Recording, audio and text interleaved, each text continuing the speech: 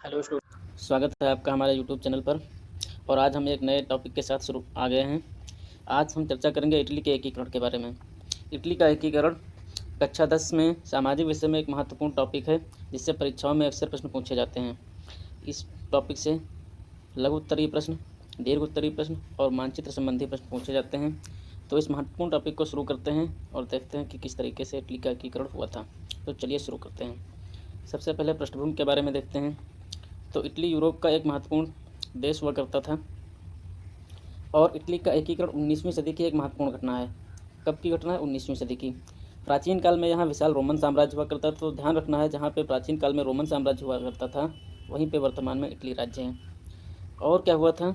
1799 में नेपोलियन ने इटली के क्षेत्रों को जीतकर एकीकृत करने का प्रयास किया था। 1799 में जब नेपोलियन की सत्ता आती है फ्रांस में, तो वो आसपास के राष्ट्रों को जीत करके एकीकृत करने का प्रयास करता है और वहाँ पे एकीकृत न्याय प्रणाली और एकीकृत प्रशासनिक व्यवस्था लागू करता है। लेकिन नेपोलियन के पतन के बाद मैटरनिक व्यवस्था आती है, वियना कांग्रेस होती है, और जिसके माध्यम से या जिसके द्वारा इटली को पुनः विखंडित कर दिया जाता है। इटली में लुम्बार्डी और वेनेशिया पर ऑस्ट्रिया को अधिकार दिया जाता है। और इसी तरीके से पोप का अधिकार हो जाता है रोम पर पोप का अधिकार हो जाता है। इसी तरीके से इटली के दक्षिणी राज्य थे नेपल्स और सिसिली, यहाँ पर बूर्बो वंश के अधीन फ्रांस का शासन हो जाता है। सीधे तौर पर नहीं बल्कि अप्रत्यक्ष तौर पर फ्रांस का शासन हो जाता है। तो इस प्रकार इटली 19वीं सदी में विखंडित हो जाता है। अब इसके एकीकरण के लिए जो प्रचलित मत थे उनको देखते हैं। तो इटली के एकीकरण के लिए कई सारे मत प्रचलित थे, जिसमें पहला मत था गणतंत्रवादी मत। इसका नेतृत्व मेजनी ने किया था और मेजनी ने इसको आगे बढ़ाने के लिए यंग इटली और यंग यूरोप, यहाँ से प्रश्न पूछा जाता है कि यंग इटली और यंग यूरोप जैसी संस्थाओं का गठन किसने किया था? तो इसका आंसर हो जाता है मेजनी ने। तो अपनी संस्थाओं के माध्यम से इटली में राष्ट्रवाद की भावना को मेजनी ने आगे बढ़ाया और एकीकरण की दिशा में यह पहला कदम था। दूसरा जो मत था वो था संघवादी मत। इसका नेतृत्व जियोबार्डी ने किया था। बहुत ही महत्वपूर्ण नाम है जियोबार्डी। इन्होंने, ये मेजनी के विरोधी विचारधारा थी और इनका जो आंदोलन था वो नव गुएल्फ आंदोलन था। नव गुएल्फ आंदोलन के माध्यम से इन्होंने इटली को एकीकृत करने का प्रयास किया। इतना ही जानने का है। और एक चीज़ और, इस विचारधारा को इटालियन संघ का अध्यक्ष बनाने की पक्षधर थी कौन? पोप को। यह विचारधारा पोप को इटालियन संघ का अध्यक्ष बनाने की पक्षधर थी। अब एक तीसरा और मत था। तीसरा मत था उदारवादी। उदारवादी मत का मानना था कि देश में संवैधानिक राजतंत्र बना रहना चाहिए और इसका नेतृत्व काउंट काबूर ने किया था। तो इस प्रकार इटली के एकीकरण में 3 मत प्रचलित थे। अब देखते हैं इटली के एकीकरण के लिए जो बाधाएं थीं। बाधाएं कौन कौन सी थीं? तो सबसे पहली बाधा थी ऑस्ट्रिया, क्योंकि ऑस्ट्रिया के पास ही वेनेशिया और लुम्बार्डी जैसे क्षेत्र थे और इन क्षेत्रों को ऑस्ट्रिया खोना नहीं चाहता था। साथ ही ऑस्ट्रिया ये भी जानता था कि राष्ट्रवाद की भावना से उसको खुद को नष्ट होने की या उसकी जो सत्ता है वो चले जाने की डर था।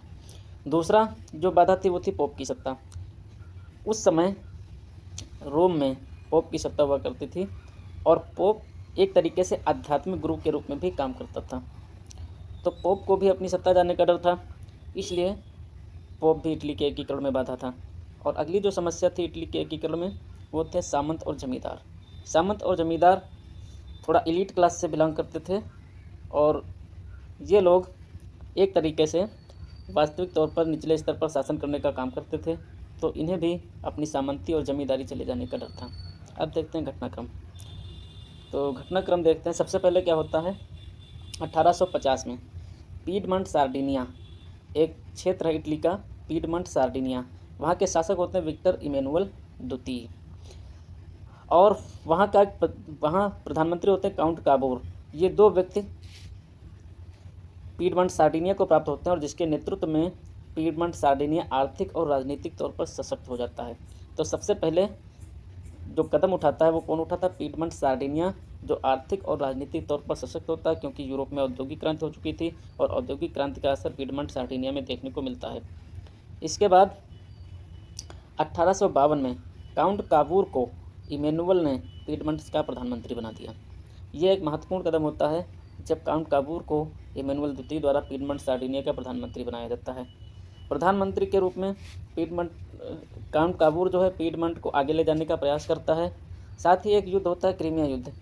क्रीमिया युद्ध में ब्रिटेन और फ्रांस की मदद करता है काउंट काबूर, और जिसके बदले में आगे इटली के एकीकरण की बात उठाने का मौका मिलता है काउंट काबूर को।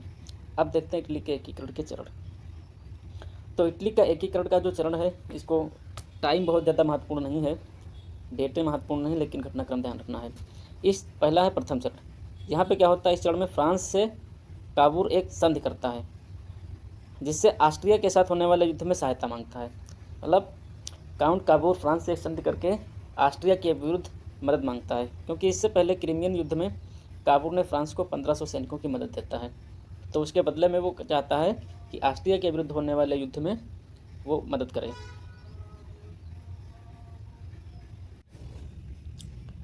इसके बाद काउंट काबूर ऐसी परिस्थितियाँ उत्पन्न कर देता है जिससे ऑस्ट्रिया स्वयं युद्ध के लिए प्रस्तुत होता है, यानी कि ऐसी परिस्थितियाँ उत्पन्न करता है कि ऑस्ट्रिया पीडमंट सार्डिनिया पर आक्रमण कर देता है, और इस युद्ध में ऑस्ट्रिया की पराजय होती है और पीडमंट को लुम्बार्डी प्राप्त हो जाता है। तो एक युद्ध होता है जिसके माध्यम से यहाँ पर लुम्बार्डी प्राप्त हो जाता है पीडमंट सार्डिनिया या ये कहिए इटली को।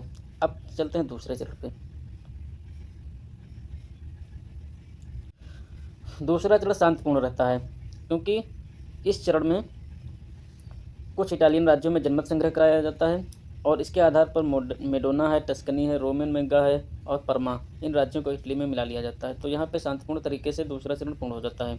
इसके बाद आता है तीसरा चरण। इस चरण में क्या होता है, अब तक जो है काउंट काबूर की मृत्यु हो जाती है, और उसका स्थान लेता है एक सैनिक जिसका नाम है गैरिबाल्डी। ये नाम ध्यान रखना।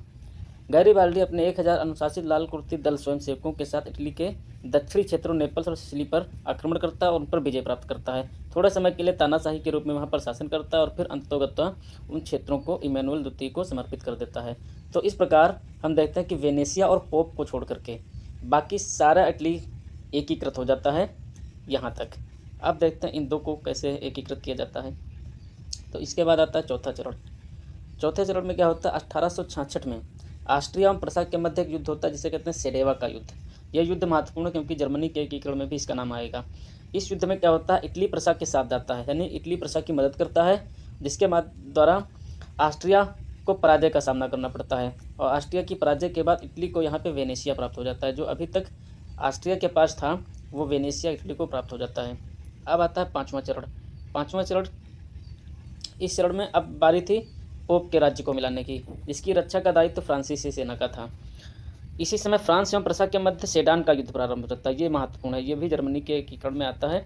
सेडान का युद्ध। सेडान के युद्ध में फ्रांस बुरी तरह उलझ जाता है और उसे अतिरिक्त सेना की जरूरत पड़ती है। अपना सैन्य बल बढ़ाने के लिए वह पोप की सुरक्षा में लगी सेना को बुला लेता है, और इस मौके का फ़ायदा उठाकर इटली क्या करता है, यहाँ पे जनमत संग्रह करा देता है, और इस जनमत संग्रह में इटली के पक्ष में मतदान होता है, और परिणाम स्वरूप पोप के राज्य को इटली में मिला लिया जाता है, और पोप की राजधानी रोम हुआ करती थी, रोम को संयुक्त इटली की राजधानी बना दिया जाता है। इसके अलावा इन्हीं क्षेत्रों से एक छोटा सा भाग काटकर पोप को दे दिया जाता है, जिसे आज वेटिकन सिटी के नाम से जाना जाता है। तो इस प्रकार इटली के एकीकरण की प्रक्रिया जो है पूर्ण हो जाती है, और इटली एक एकीकृत प्रदेश बन जाता है। ये प्रक्रिया पूर्ण होती है 1871 में। तो 1871 में 1850 के आसपास से लगभग मान के चलिए शुरू हुई प्रक्रिया 1871 में कंप्लीट होती है। तो इस प्रकार यह वीडियो हमारा कंप्लीट हुआ। आपको वीडियो कैसा लगा कमेंट बॉक्स में ज़रूर बताएं। वीडियो को लाइक करें, चैनल को सब्सक्राइब करें। धन्यवाद।